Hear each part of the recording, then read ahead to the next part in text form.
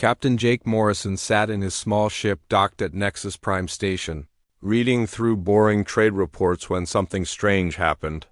A small alien drone floated through his airlock carrying what looked like a piece of crystal that glowed with soft blue light. The crystal felt warm in his hands, and suddenly words appeared in the air above it, written in flowing letters he had never seen before. Jake quickly grabbed his translation device and pointed it at the floating words. The machine beeped and hummed for a few seconds before displaying the message in English. His eyes grew wide as he read the words. It was an invitation to a royal wedding on the planet Velthar, home of the Veltharian Empire. The invitation asked him to come as an honored guest to witness the marriage of Princess Lyra to some prince from another world. Jake scratched his head and wondered why they would invite him. He was just a simple courier who delivered messages and documents between different planets. Last month he had brought the final papers for a trade agreement between Earth and the Veltharian Empire, but that seemed like such a small thing. Maybe they invited all the people who helped with the treaty, he thought. The crystal invitation showed a date that was only 2 weeks away. Jake looked at his calendar and saw he had no other jobs planned. His boss back on Earth always told him that keeping good relations with alien governments was important for business. Plus, he had never been to a royal wedding before. It might be fun to see how aliens got married. Jake spent the next few days learning everything he could about Veltharian culture. He read that they were a very old and proud people who lived on crystal cities that floated in the sky. Their skin could change colors based on how they felt, which seemed very strange to him. The book said they had many rules about how to act properly at important events. The most important thing Jake learned was about something called the Circle of Witness. This was a group of 12 special guests who stood in a circle around the bride and groom during the wedding ceremony. Being chosen for this circle was supposed to be a great honor that showed respect and trust. Jake assumed he would just sit in the audience with all the other guests. When Jake arrived at Velthar 2 days before the wedding, he could not believe what he saw. The whole planet looked like something from a dream. Huge cities made of crystal and metal floated high above the ground, connected by bridges that seemed to be made of pure light. Flying vehicles moved between the floating platforms. Like schools of fish swimming through the air, the Veltharians themselves were even more amazing to see in person. They looked mostly like humans, but their skin had a soft glow that changed colors. Jake saw people with skin that sparkled gold, silver, blue, and green as they walked by. Their hair also seemed to shimmer with light, and their eyes were larger than human eyes. A group of 4 Veltharian guards met Jake when his ship landed. They wore armor that looked like it was carved from a single piece of white crystal. The leader of the guards had skin that glowed pale blue and spoke in perfect English. "Captain Morrison, welcome to Velthar. I am Commander Rax, and we are here to escort you to the royal palace. His Majesty King Aldrich is very pleased that you accepted the invitation." Jake followed the guards through the crystal city, trying not to stare at everything around him. The buildings seemed to grow from the ground like giant trees made of gem stones. Gardens filled with plants he had never seen before grew on every level of the city. Some flowers glowed with their own light, while others seemed to sing soft music when the wind touched them. The royal palace was the most beautiful building Jake had ever seen. It rose from the center of the main city like a mountain made of pure diamond. Waterfalls of liquid light flowed down its sides and disappeared into pools that reflected the sky above. Inside the palace, Jake was given rooms that were bigger than his entire ship. The walls were covered with pictures that moved like windows, showing different parts of the planet. A table by the window held fruits and foods from many different worlds. Everything seemed designed to make guests feel welcome and important. That evening, Commander Rax came to Jake's room with a package wrapped in silver cloth. Inside was a set of formal clothes made from fabric that felt softer than silk but stronger than steel. The outfit was designed in human style, but made with Veltharian materials that seemed to glow with a soft inner light. "These are for the pre-wedding ceremonies," Commander Rax explained. "Tomorrow you will meet the other members of the Circle of Witness and learn about your duties during the wedding." Jake felt his stomach drop. Circle of Witness? I think there might be some mistake. I'm just a courier who delivered some papers. I don't belong in any special circle. Commander Rax's skin shifted to a warm golden color that Jake would later learn meant kindness and patience. There is no mistake, Captain Morrison. Princess Lyra herself requested that you be chosen for this honor. She said that humans have shown great friendship to our people, and she wanted a representative of your species to stand witness to this important moment. After the commander left, Jake sat on his bed looking out at the crystal city below.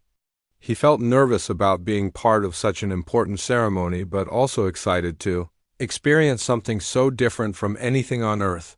He had no idea that his simple presence at this wedding would change his life forever.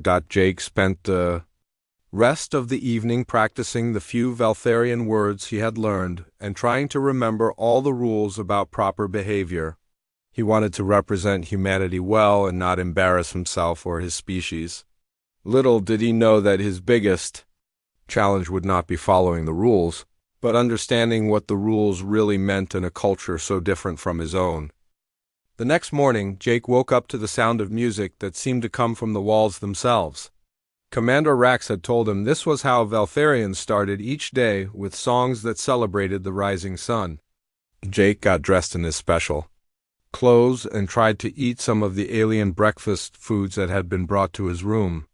Most of them tasted good. Though he could not figure out what they were made from, Commander Rax came to get Jake and took him to meet the other 11 people who would stand in the circle of witness. Jake was surprised to see that most of them were leaders from different planets and star systems.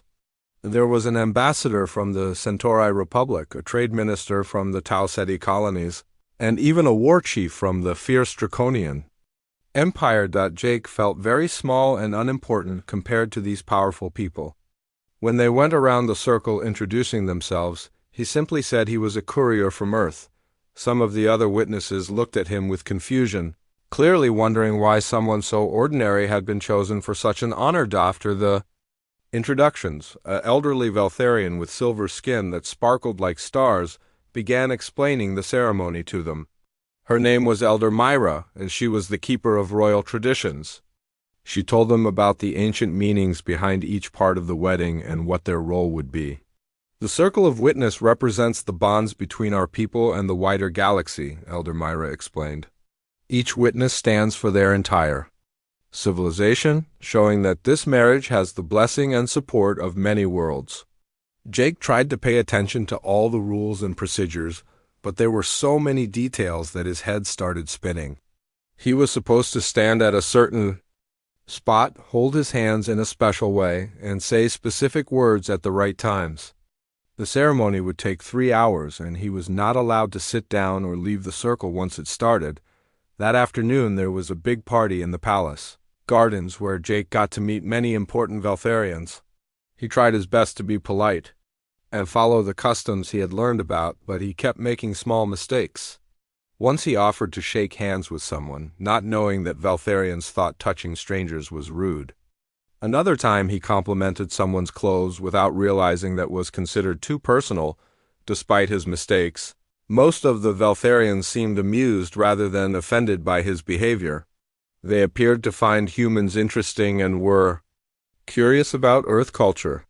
Many of them asked Jake questions about human families, how people chose their marriage partners, and what Earth weddings were like. During the party, Jake was surprised when Princess Lyra herself came to talk with him. She was the most beautiful being he had ever seen, with skin that glowed like soft gold and eyes that sparkled like jewels. Her hair floated around her head as if she was underwater, moving gently in the evening breeze. "Captain Morrison," she said in English that had only a slight accent, "I am so glad you could come to my wedding. I have heard many good things about humans and their kindness to other species." Jake tried to bow properly the way he had been taught. "Your Highness, thank you for inviting me. It is an honor to be here, though I still don't understand why you chose me for the circle of witness." Princess Lyra's skin shifted to a warmer shade of gold. Though Jake did not know this meant she was feeling happy and comfortable. "My father's advisors told me about your work as a courier. They said you always treat everyone fairly, no matter what species they are or how important they are.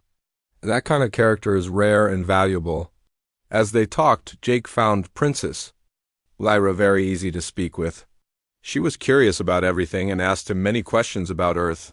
She wanted to know about human families, what Earth looked like, and how people lived in different parts of the planet. Jake told her about oceans and mountains, about cities and farms, and about how humans had learned to live together despite their differences. "It sounds wonderful," Princess Lyra said, her skin glowing brighter. "I would love to see Earth someday and meet more humans." Jake also learned about Princess Lyra's interests. She loved studying plants and flowers from different worlds and had a secret garden where she grew rare specimens. She told him she dreamed of traveling to other planets to find new types of plants, but her royal duties kept her too busy. "After I marry Prince Karan, I will have even less time for my gardens," she said sadly. Jake noticed her skin turned a dull gray color when she mentioned her future husband, though he did not understand what this meant. "Don't you love Prince Karan?" Jake asked, then immediately worried he had asked something too personal. Princess Lyra looked around to make sure no one was listening. "Love is not always part of royal marriages, Captain Morrison. This wedding will prevent a war between our people and the Veshan hegemony. Sometimes duty is more important than personal feelings." Jake felt sorry for her. On Earth, most people married for love, not for political reasons. He told her this, and Princess Lyra seemed very interested in the idea that people could choose their own marriage partners. That evening there was a special ceremony called Moonlight Reflection, where all the wedding guests gathered in a beautiful garden under the stars. Elder Myra explained that this was a tradition where people shared their hopes and dreams for the bride and groom's future happiness. Jake watched as guests took turns standing in the center of the garden and speaking their wishes. Some gave long speeches about political alliances and trade agreements. Others offered blessings for many children and long life. When it was Jake's turn, he simply said he hoped Princess Lyra would find happiness and be able to pursue her dreams. After Jake spoke, Princess Lyra came to the center of the garden and handed him a flower that glowed with soft blue light. She said some words in the Veltharian language that Jake did not understand. The crowd seemed pleased by whatever she had said, and many people smiled and nodded approvingly. Jake took the flower and thanked her, not knowing that accepting it meant he was participating in an ancient courtship ritual. When Princess Lyra's skin blazed bright silver, the color of deep romantic love, Jake thought it was just the reflection of the moonlight on her natural glow. Elder Myra watched all of this with great interest. She had lived for over 300 years and knew the old customs better than anyone. She could see that Princess Lyra had feelings for the young human, even if he was too innocent to understand what was happening. As the evening ended, Jake felt good about making friends with Princess Lyra, though he still felt sorry that she had to marry someone she did not love. He had no idea that his kindness and simple human decency were awakening feelings in her that could change everything. The morning of the wedding arrived with great ceremony and celebration. Jake woke to the sound of thousands of Veltharians singing traditional wedding songs from the crystal city below. The entire planet seemed to be celebrating this important day that would bring peace between two powerful star empires. Jake put on his special ceremonial clothes and tried to calm his nervous feelings. He had spent all night practicing the words he was supposed to say and the movements he was supposed to make during the ceremony. Commander Rax came to get him, and they walked through halls filled with flowers and decorations from 100 different worlds. The wedding ceremony was being held in the Great Hall of Unity, a massive room in the palace that could hold 10,000 people. The walls were made of crystal that captured and reflected light from Velthar's twin suns, creating rainbow patterns that danced across the ceiling. Representatives from hundreds of planets had come to witness this historic marriage. Jake took his place in the circle of witness along with the other 11 honored guests. They stood in a perfect circle around a raised platform where the wedding would take place. Jake felt very small and insignificant surrounded by all these important people and watched by thousands of eyes. Prince Karan arrived first, wearing armor made of black metal that sparkled with silver stars. He was tall and handsome in the way that Deshan males were supposed to be, but something about his manner made Jake feel uncomfortable. The prince's eyes seemed cold, and he barely acknowledged the circle of witness when he walked past them. When Princess Lyra entered the hall, everyone fell silent. She was wearing a dress that seemed to be made of liquid starlight, flowing and shimmering with every step she took. Her skin glowed pale silver, but Jake noticed it kept flickering between different colors, sometimes gray, sometimes red, sometimes back to silver. Jake had learned enough about Veltharian skin colors to know that gray meant sadness and red meant anger or distress. He wondered why Princess Lyra was feeling these emotions on what was supposed to be the happiest day of her life. She looked beautiful but not happy as she walked slowly toward the altar where Prince Corin waited. The ceremony began with Elder Myra speaking words in the ancient Veltharian language. Musicians played instruments that sounded like wind chimes, mixed with ocean waves. Dancers performed traditional movements that told the story of two hearts becoming one. Everything was beautiful and magical, but Jake could not stop noticing how unhappy Princess Lyra looked. As the ceremony continued, Jake watched Prince Corin's behavior and liked him less and less. When Elder Myra spoke about the importance of treating one's spouse with kindness and respect, Prince Corin looked bored and impatient. When it was time for him to speak his wedding vows, his words sounded empty and rehearsed, like he was reading from a script he had not bothered to memorize. Princess Lyra's skin kept changing colors throughout the ceremony. When she looked at Prince Corin, it turned dull gray. When she glanced around at the crowd, it flickered red with what Jake was beginning to recognize as frustration or anger. Only when her eyes briefly met Jake's did her skin return to its natural gold color. The ceremony reached the part where Elder Myra asked the traditional question that Jake had learned about in his studying. Does any witness here present know of any reason why these two should not be joined in marriage? If so, let them speak now or forever hold their peace. This was supposed to be just a formal part of the ceremony. In all of Veltharian history, no one had ever actually spoken up during this moment. The question was asked out of tradition, not because anyone expected an answer, but Jake could not stay quiet. He saw the misery in Princess Lyra's face and remembered their conversation about duty versus happiness. He thought about how she had told him about her dreams of traveling and studying plants, dreams that would never come true if she married Prince Corin, without thinking about the consequences. Jake stepped forward from the circle of witness and spoke in his broken Veltharian. I object to this marriage. The entire hall fell completely silent. 10,000 people stopped breathing at the same time. Jake immediately realized he had made a terrible mistake, but it was too late to take back his words. Elder Myra's eyes went wide with shock, but she was too experienced to let the ceremony fall apart. She quickly consulted an ancient book of laws and customs that she always carried during important ceremonies. Captain Morrison, she said in a voice that carried across the silent hall, by what right do you contest this union? Jake's mind raced as he tried to think of what to say. He looked at Princess Lyra, whose skin was now glowing bright gold for the first time all day. He looked at Prince Corin, whose face was red with anger and embarrassment. By the right of friendship, Jake said simply. Marriage should be about love and mutual respect, not just political convenience. Princess Lyra deserves to marry someone who will make her happy, not someone who treats her like a business transaction. Prince Corin stepped forward angrily. How dare you insult me, human? I challenge you to combat for this dishonor. But Elder Myra held up her hand to stop him.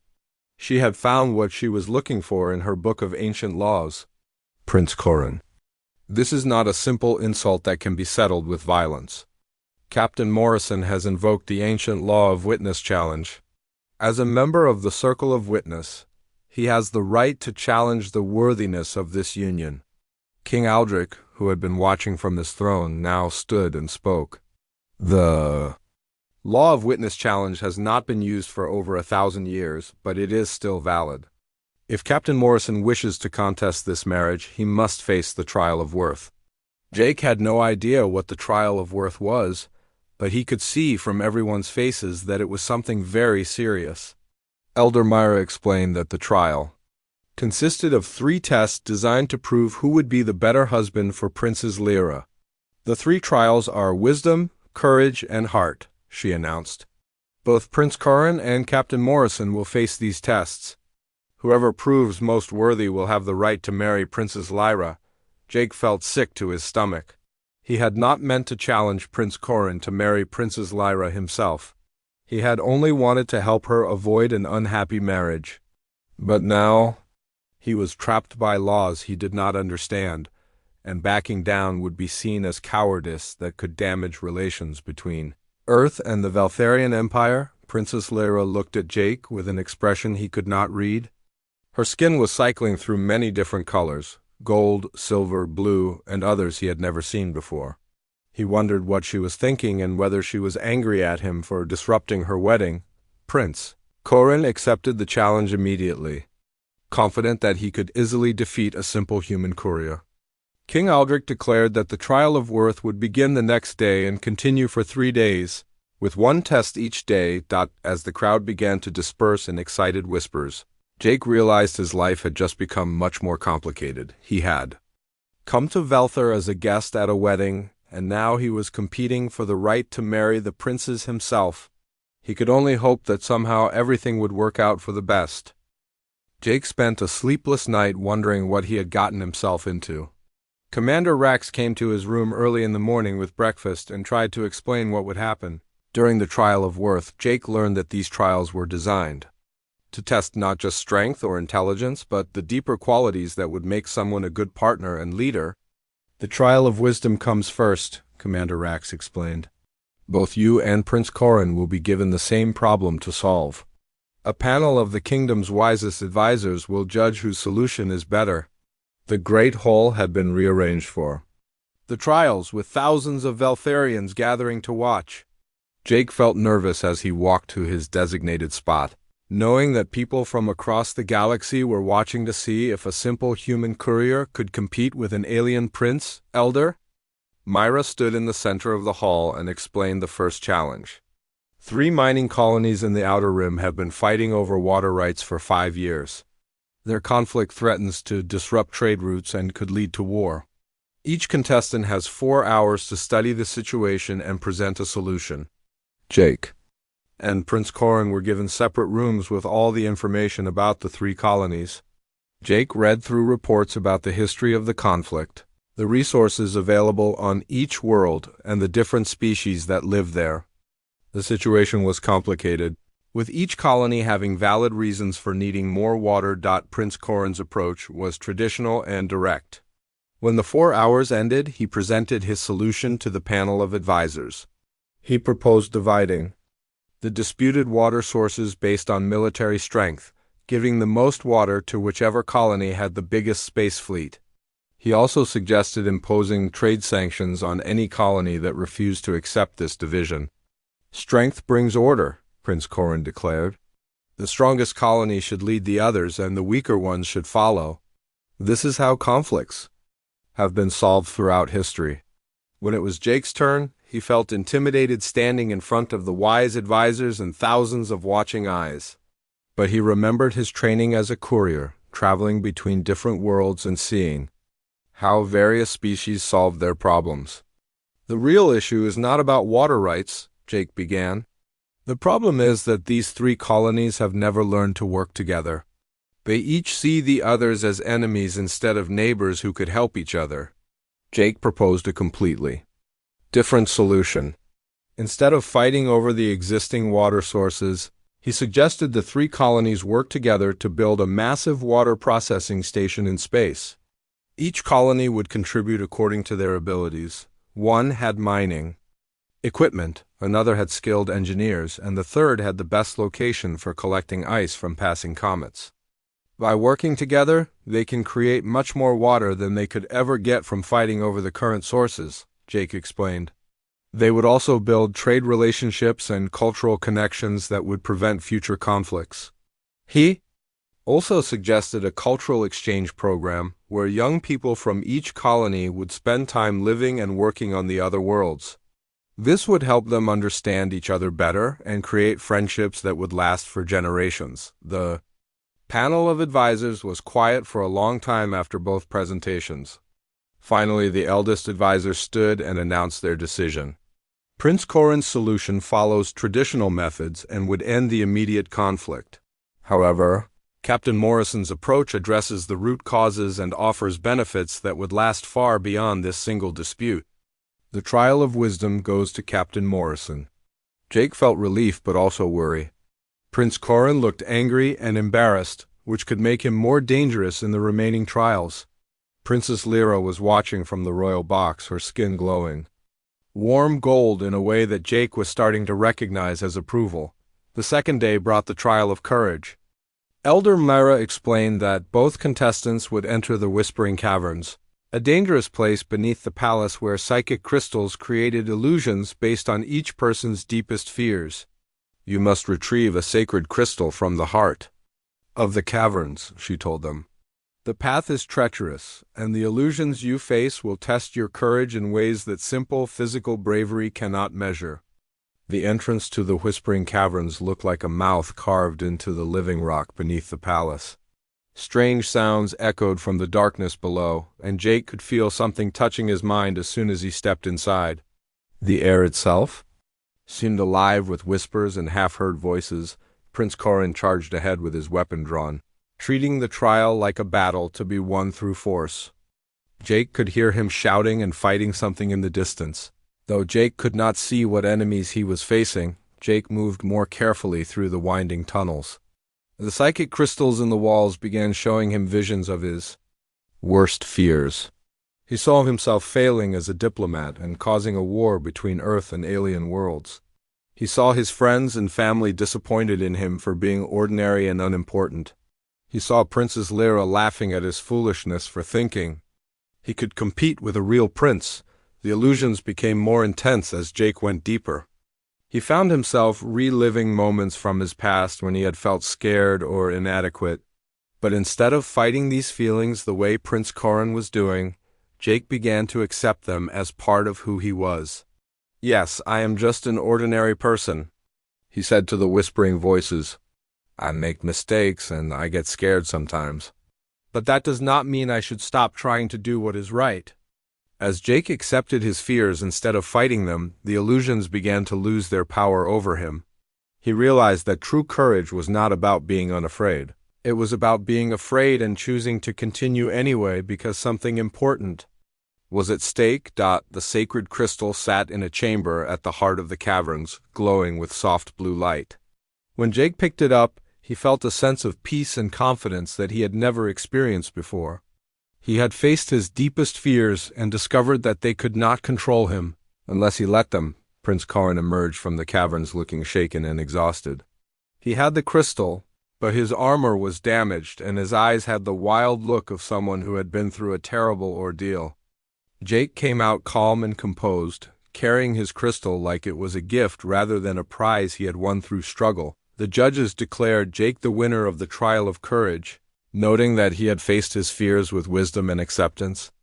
Rather than just brute force, on the third day came the trial of heart, which Elder Myra explained was the most important test of all. You must demonstrate your understanding of what would truly bring happiness to Princess Lyra. This is not about expensive gifts or grand gestures, but about showing that you know her as a person and care about her dreams. Prince Corin went first, presenting Princess Lyra with a collection of the most expensive and rare gifts in the galaxy. He offered jewels from distant stars, silk woven by the master craftsman of Andromeda, and a crown made from metal that only formed in the hearts of dying suns. "With me as your husband, you will have wealth and power beyond imagination," Prince Corin declared. "You will rule over vast star systems and have armies of servants to fulfill your every desire." When it was Jake's turn, he felt nervous because his gift seemed so simple compared to Prince Corin's magnificent treasures. But he had listened carefully to Princess Lyra during their conversations, and he remembered what had made her eyes light up with genuine joy. Jake had worked with the palace gardeners to create a small greenhouse filled with rare plants from Earth, There were roses and orchids, small fruit trees, and flowering vines that would bloom in different seasons. He had also included seeds from plants that Princess Lyra had told him she wanted to study, but had never been able to find. "This is not about wealth or power," Jake said simply. "This is about giving you a place where you can pursue the dreams you told me about. A place where you can study and grow the plants you love, even while fulfilling your royal duties." Princess Lyra's skin blazed bright silver when she saw the greenhouse. For the first time since Jake had met her, she looked truly happy and excited. She walked among the plants with wonder, touching the leaves gently and asking Jake questions about each species. The crowd was quiet as they watched her reaction. Many of them had never seen their princess show such genuine emotion before.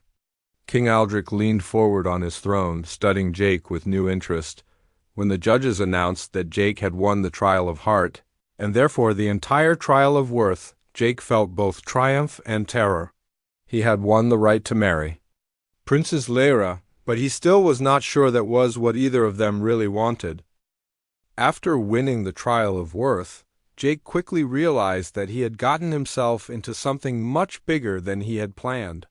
Elder Myra approached him with a smile that seemed both proud and amused, as if she had been expecting this outcome all along. "Congratulations, Captain Morrison," she said. "By the ancient laws of our people, you have won the right to marry Princess Lyra. The wedding ceremony will begin immediately." Jake felt panic rising in his chest. "Wait, what do you mean immediately? I thought I was just stopping her from marrying Prince Corin. I did not mean to claim her for myself." King Aldrich stood from his throne and walked down to where Jake was standing. The king was tall and impressive, with skin that glowed like polished silver and eyes that seemed to see everything. When he spoke, his voice carried the authority of someone who had ruled for centuries. "Young human, the law of witness challenge is very clear," King Aldrich explained. "When someone contests a royal marriage through the Trial of Worth, they are automatically claiming the right to marry the princess themselves. There is no middle ground in this law." Jake looked around desperately, hoping someone would tell him this was all a mistake or a misunderstanding. But the thousands of Veltharians in the Great Hall were already rearranging themselves for a wedding ceremony. Musicians were taking their positions and servants were bringing in flowers and decorations. "But your majesty," Jake said, "I barely know Princess Lyra. We have only talked a few times. How can I marry someone I just met a few days ago?" Princess Lyra had been standing quietly nearby, listening to this conversation. Now she stepped forward, her skin glowing the warm amber color that Jake had learned meant gentle affection mixed with hope. "Captain Morrison," she said softly, "I know this is not what you planned when you spoke up for me. But would it be so terrible to be married to me? We could start as friends and see what happens over time." Jake looked into her eyes and saw kindness there, along with something else that he was just beginning to recognize as romantic interest. He realized that Princess Lyra had developed feelings for him during their brief time together, even though he had been too innocent to notice. "You would want to marry me?" Jake asked in surprise. "But I am just a courier from Earth. I do not have royal blood or great wealth or political power. I cannot offer you anything that a princess should have." "Princess." Lyra's skin brightened to a beautiful golden glow. "You offered me something much more valuable than wealth or power. You offered me friendship and understanding. You listened to my dreams and cared about my happiness. That means more to me than all the treasures Prince Corin promised." "Elder." Myra cleared her throat to get their attention. "If we are going to have a wedding ceremony, it must begin soon. The position of the twin sons is important for the traditional blessings, and we only have a short time before they set." Jake felt like he was in a dream as he found himself standing at the altar where Prince Corin should have been. Everything was happening so fast that he could barely think. Part of him wanted to run away and return to his simple life as a courier, but another part of him was curious about what kind of life he might have with Princess Lyra. The wedding ceremony was beautiful but confusing for Jake. Many of the traditions were completely different from Earth customs. At one point he had to drink from a cup of liquid that tasted like starlight and made him feel dizzy. At another point, Princess Lyra placed a crystal pendant around his neck that felt warm against his skin when Elder Myra asked Jake to speak. His wedding vows, he realized he did not know what to say. He had not prepared for this moment and knew none of the traditional Valtharian marriage words. So he decided to speak from his heart in simple, honest language. "Princess Lyra," he said, "I promise to be your friend and partner. I promise to listen to you and support your dreams. I do not know much about being a royal husband, but I promise to learn and to always treat you with kindness and respect." Princess Lyra's wedding vows were spoken in the Valtharian language, but Jake could hear the emotion in her voice even though he could not understand all the words. Her skin glowed bright silver, the color of deep love, as she spoke, and Jake finally began to understand what this color meant. When the ceremony ended, Jake found himself officially married to an alien princess. The crowd cheered and thousands of flower petals fell from the ceiling like gentle rain. Princess Lyra took his hand and led him to the balcony where they waved to the celebrating crowds in the crystal city below. "What happens now?" Jake asked as they watched the celebration spreading through the city. "Now we begin our life together," Princess Lyra replied. "My father wants to offer you a position as a cultural ambassador between our peoples. You would help humans and Valtharians understand each other better." King Aldrich joined them on the balcony, and Jake was surprised to see that the king was smiling with genuine warmth. "Captain Morrison, I have been watching you since you arrived here. Your victory in the trials was not luck. It showed wisdom, courage, and compassion that would make you a valuable addition to our royal family." Jake was starting to suspect that his invitation to the wedding had not been as random as he had thought. "Your Majesty, did you and Princess Lyra plan this somehow?" King Aldrich laughed, a sound like wind chimes in a gentle breeze. "Not exactly planned, but perhaps hoped for. When Lyra heard about the human courier who treated everyone with equal respect and kindness, she asked me to invite you to the wedding. She was curious to meet a representative of your species." Princess Lyra's skin turned a soft pink color that Jake was learning meant embarrassment. "I did not plan for you to challenge the wedding," she admitted. "But I hoped we might become friends. When you spoke up for my happiness, I knew you were the kind of person I could love." Jake spent the next few days learning about his new life as a royal husband. It was very different from his simple existence as a space courier. He had servants who wanted to dress him and prepare his food, though he preferred to do these things himself. He had advisors who wanted to teach him about Valtharian politics and culture. The hardest part was learning to live with someone else after years of traveling alone through space. But Princess Lyra made it easy by being patient with his mistakes and interested in learning about human customs in return. They spent hours talking about their different worlds and cultures. Jake told her stories about Earth's oceans and forests, while she showed him the wonders of Valtharian art and music. They worked together in her new greenhouse, with Jake teaching her about Earth plants while she shared her knowledge of alien botanical species. Jake discovered that Princess Lyra was not just beautiful but also intelligent and funny. She had a curious mind that loved learning new things, and she made him laugh with her observations about the differences between human and Valtharian behavior. 3 weeks after their wedding, Jake realized that what had started as an accidental marriage was becoming something real and wonderful. He was falling in love with his alien wife, and her skin colors told him that she felt the same way about him. One evening, as they sat in their greenhouse watching the sunset paint the crystal city in golden light, Princess Lyra asked him a question that had been on her mind. "Do you ever regret speaking up at my first wedding? Your life would be much simpler if you had stayed quiet." Jake thought about this seriously before answering. "Sometimes I think about how different things would be if I had not opened my mouth that day. But then I look at you and realize that the best things in life often come from the most unexpected places." Princess Lyra smiled, and her skin glowed with the warm gold color that Jake now knew meant contentment and happiness. "I used to think my life was planned out from the day I was born. Marry for politics, rule according to tradition, never follow my own dreams. You showed me that there could be another way." Jake took her hand, marveling at how her skin felt warm and seemed to sparkle with tiny points of light. "What do you think will happen to us? Will we be happy together?" "I think," Princess Lyra said, "that we will have many adventures. My father wants us to travel to different worlds as cultural ambassadors.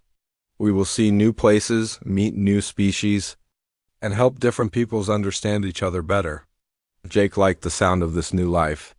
Instead of carrying messages between worlds as a simple courier, he would be building bridges of understanding between entire civilizations, and he would be doing it with a partner who shared his curiosity about the galaxy and its many wonders. As the twin suns of Velthor set behind the crystal spires of the city, Jake reflected on how much his life had changed in just a few weeks. He had come to an alien wedding as a minor guest and ended up married to a princess. More importantly, he had found love and purpose in the most unexpected way possible. That night, as Jake sat down to write his report to Earth Command about his extended stay on Velthor, he found himself smiling as he typed the words: "Mission status, diplomatic assignment completed successfully. Personal status, it is complicated. We'll explain later, much later. Request extended leave for cultural exchange. Duties, also, please send my congratulations to the family. I got married."